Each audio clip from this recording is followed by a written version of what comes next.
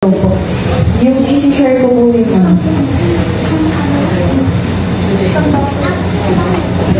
i-share ko po yung birthright of Jacob.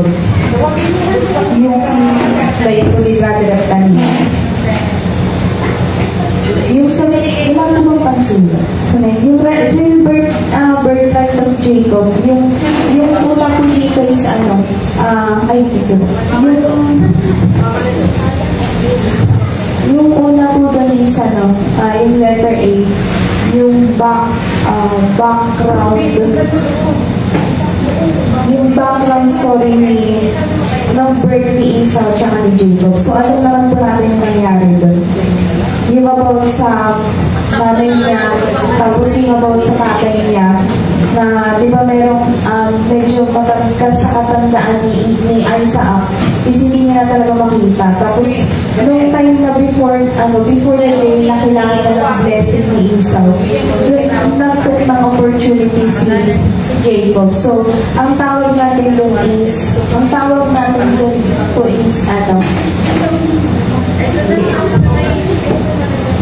dissimulation.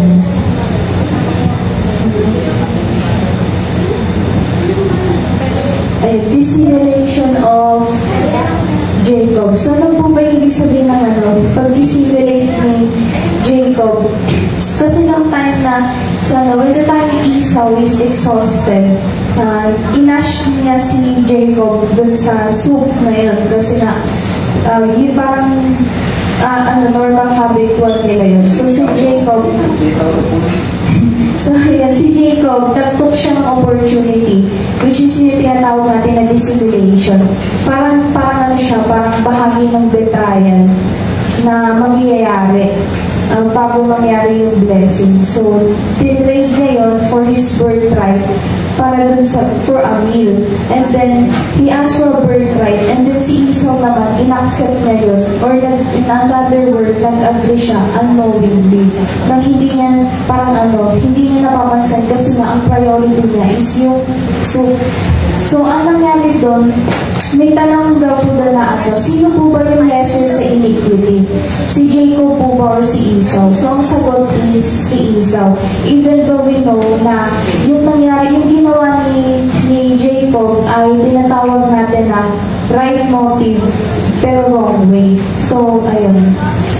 So, is a lesser iniquity, si Esau. Kasi nga, yung birthright, importante yun. Bilang the firstborn, and I believe na si Jacob, inas niya yun, I believe na si Jacob, meron siyang right motive para dun sa anointing na yun at for the birthright na yun. So, just as for the putting a good use, and then si Esau naman, sinold out niya lamang basta-basta. Yun yung paliwanag mo ni Brother niya. So, because of his impulsiveness, he didn't give any value to it.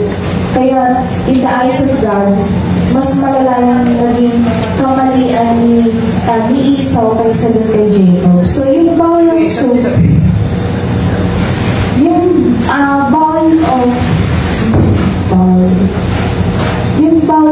ang tinatawag natin siya, bowl pala. Pala yun. Spelling psychologist. Yung bowl soup, tinatawag natin siyang psychological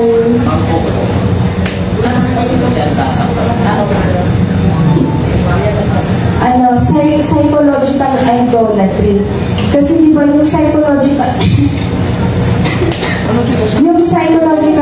idolatry is related siya dun sa kaisipan natin. So, example ng time na nun, kung mini-mirror side natin na para siyang reflection, sabi doon, kung ano yung ginawa ni Esau, pwede din siya mangyari as an example of psychological idolatry. Kasi, dahil sa impulsiveness niya, hindi siya, wala siyang interest nung time na ina siya ni Jacob dun sa birthright na yun, bilang the firstborn. So, basta-basta niya lang binigay. Yun yung paliwanag doon. So, etong sa soup na to, psychological idolatry siya kasi sabi doon sa atin nangyayari doon, like you're putting aside the important thing dahil lang doon sa sa excuses na nangyayari sa atin. Kasi nga meron tayong work, meron tayong ganito. So, ito yung importante, tapos pinuput aside natin, lagi lang tayo nag-oo. Yun yung psychological idolatry. Pinuput aside natin yung importante. Kasi nga wala tayong interest doon. So ngayon naman, pinaliwanag po dito na yung lay hands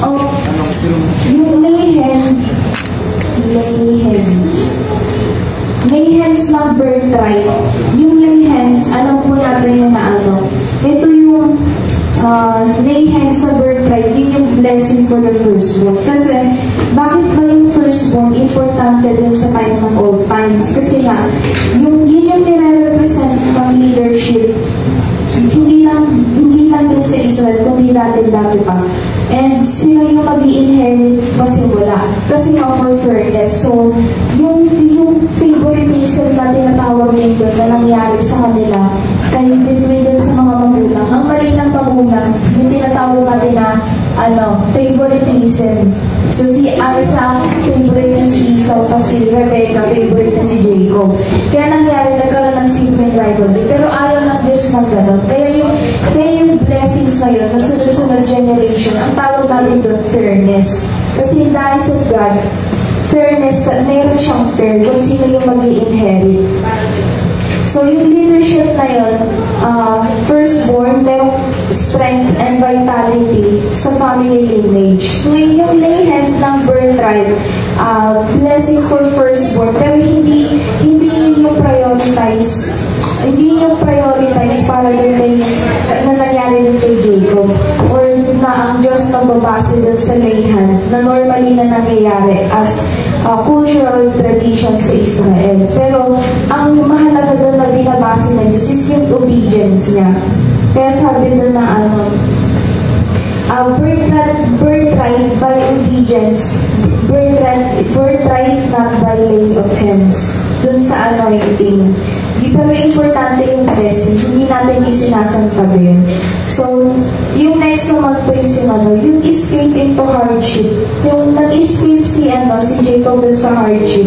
Kasi nga diba, nung nag-rebelde si Esau, alam ni Jacob na papatayin siya nung kapatid niya si Esau. So, umalis siya dun sa homeland niya. So, nung umalis siya dun, akala niya na nakaalis na siya dun sa hardship na nag-trap siya or nag-i-struggle siya.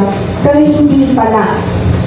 Dun sa kalagitnaan na nangyari nun is yun na yung sometime place na yun, nakipag-wrestling siya dun sa angel. So, yung wrestling ng angel na yun, hindi yun basta-basta wrestling lang. So, hindi rin get it that fast nung time nung kay Isaac. So, yung pag-bless ni Isaac kay Jacob, hindi niya nakuha doon mismo yung blessing. Saan niya ba nakuha yung blessing na hinihingi ni Jacob? Yung pagtapos nung nakipag-wrestling siya dun sa angel. Kasi, nung time na nag-wrestling siya sa angel, mismo yung Diyos yung nag-bless din kay Jacob, hindi si Isaac. So, kasi nga, pinapakita doon na yung nangyari doon, pinipili talaga ni Jacob makuha yung birthright na yun. Kasi nga sa kanya, mas importante yung birthright na yun, yung blessing. Compared doon kay Esau, kaya sino ba yung mas lesser ng iniquity? Which is si Jacob, than Esau. Kasi nga sa kanya importante yun. So, yung Jacob, nagpalitan siya si Israel or nabansagan siya na the Prince of Israel at hindi lang sa kanya yun. Tumalos din yung ministry niya papunta din sa anak niya. Di ba yung 12 tribes of Israel? So, yung kasalanan ng magulang is yung favoritism. So, tinuturo dito na meron din lesson na hindi dapat tayo nagkakaroon ng favoritism between sa mga anak. Kasi nga, mali yun. Sabi nga po doon na sabi doon na magkakaroon ng sibling rivalry. Amen. So, nung naranasan din niya yun pagtapos ng wrestling niya dun sa angel, naranasan din niya yung hardship dun. Na-reconcile yung repentance ni Jacob dun sa kay Laban. So, 14 years siya nagsilbi. para dun sa babae. So, Para sa dalawa. opo. Ayun. Tapos, yung right motive and right way, ito yung hidden revelation para sa atin na minsan nagkakaroon din tayo ng diskarte. And then, later on, nararanasan natin yung hardship na yun. So, yung parang reason application naman po neto is, minsan na-apply po to sa child dedication, minister's ordination, at saka yung ceremonial blessings, at saka yung firstborn obedience. So kapag ikaw ba ay panganay, ano bang dapat gawin sa mga kasunod mo? Ikaw yung mag-leadership kasi ikaw yung nakakatanggap ng authority. Ikaw yung may authority nun sa kasunod mo. Yung child dedication naman po, para nilisan naman doon, meron kang authority or blessing, binigyan yung mga, di ba, hindi nung ng blessing din para maggabay dun sa yung sa tawag na yung inaanak. So, hindi lang doon. Kasi yung sa magulang mo, kapag ba inanoint yung or biniless yung baby mo, ibig sabihin ba, makakasecure na daw na gabay at merong protection na yung anak natin. Hindi doon nagbabase, kundi nga sa obedience. Yun lang po.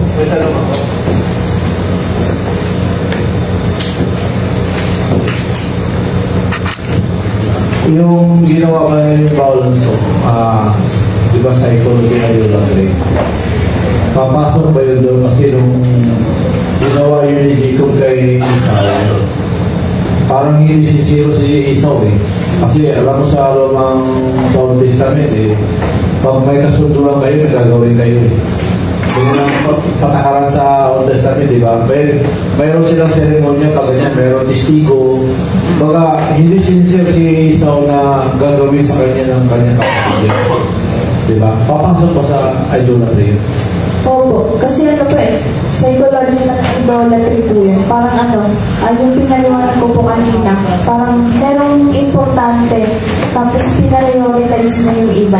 Parang pinuput aside mo yung importante kasi nga may iba kang prioritize. So, psychological idolatry po kasi related siya sa kaisipan.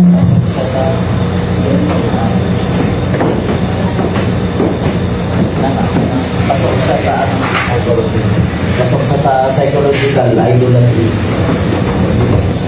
Kasi physical.